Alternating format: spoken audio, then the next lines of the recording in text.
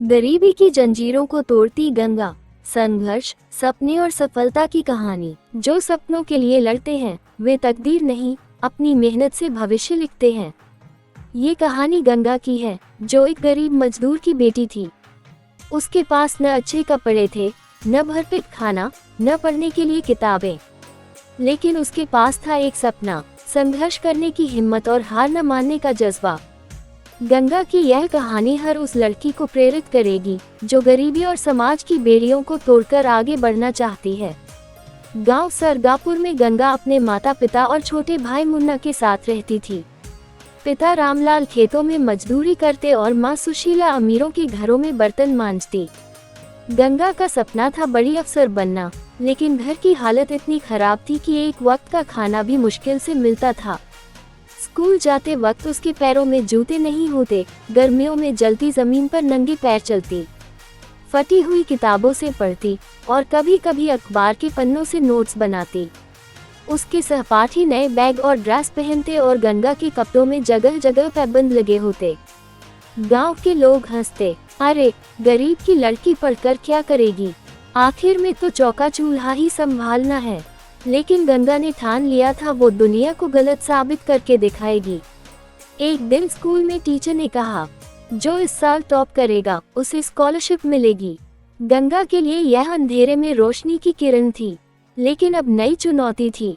घर में पढ़ने के लिए लाइट तक नहीं थी। रात को दिए की रोशनी में पढ़ाई करती और कभी कभी गली के स्ट्रीट लाइट के नीचे बैठकर पढ़ती। जब घर में अनाज खत्म हो जाता तो खाली पेट पढ़ाई करनी पड़ती।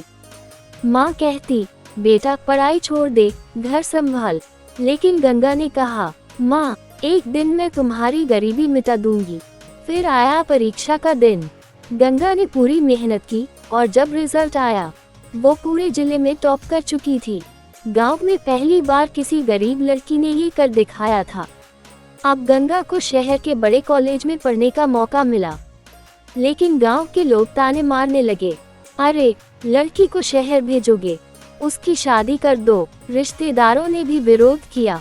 गंगा के पिता दुविधा में थे, लेकिन माँ ने कहा, अगर मेरी बेटी पढ़ना चाहती है तो मैं उसके सपनों को कुचलने नहीं दूंगी। गंगा ने गांव छोड़ दिया और शहर चली गई, लेकिन संघर्ष अभी खत्म नहीं हुआ था। शहर का माहौल बिल्कुल अलग था। भाषा की दिक्कत, गंगा गांव की हिंदी बोलती थी, जबकि कॉलेज के बाकी छात्र अंग्रेजी में बात करते थे। गरीबी का अपमान, कॉलेज के अमीर लड़के कहते, ये लड़की बर्तन धोने वाली है, इसे क्लासरूम में क्या काम। खर्चे की समस्या, स्कॉलरशिप से सिर्फ फीस भर सकती थी, लेकिन रहने और खाने के लिए पैसे नहीं थे। गंगा ने रात में होटल में बर्तन धोने का काम शुरू कर दिया। दिन में कॉलेज, रात में मजदूरी और बीच में बस कुछ घंटे की नींद। लेकिन उसकी मेहनत रंग ला रही थी। एक दिन कॉलेज के कुछ अमीर लड़कों ने उसके होटल में उसे बर्तन धोते देख लिया। अगले दिन क्लास में हंसी उड़ाते हुए बोले, अरे हमारी क्लास की लड़की बर्तन धो रही थी, कलेक्टर नहीं बावर्ची बनेगी। गंगा का मन रोने का था, लेकिन उसने आंसू नहीं बहाए।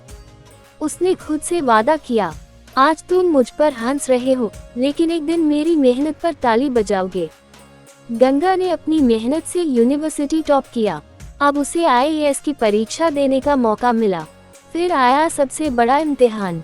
गंगा ने आईएएस की परीक्षा दी और जब रिजल्ट आया उसका नाम पहले नंबर पर था। गांव के वही लोग जो उसे पढ़ने से रोकते थे अब कह रहे थे, गंगा हमारी गांव की शान है। जिस लड़की को कभी गरीब समझकर ठुकराया गया था, वो अब पूरे देश के लिए प्रेरणा बन गई थी। जब गंगा पहली बार आईएएस अफसर बनकर गांव लौटी तो पूरा गांव तालियां बजा रहा था।